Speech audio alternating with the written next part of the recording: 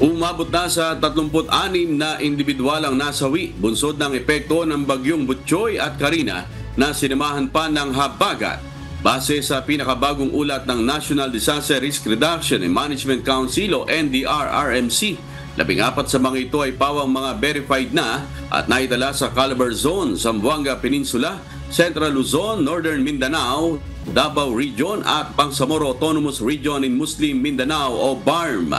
Habang patuloy namang bineberipika ng NDRRMC ang pagkasawi ng 22 iba pa mula sa Metro Manila, Calabar Zone, Ilocos Region at BARM.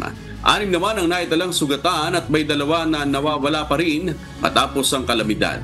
Samantala, umabot na rin sa 355.6 million pesos ang halaga ng pinsala sa sektor ng agrikultura at mahigit 1.69 billion pesos naman ang infrastructure damage.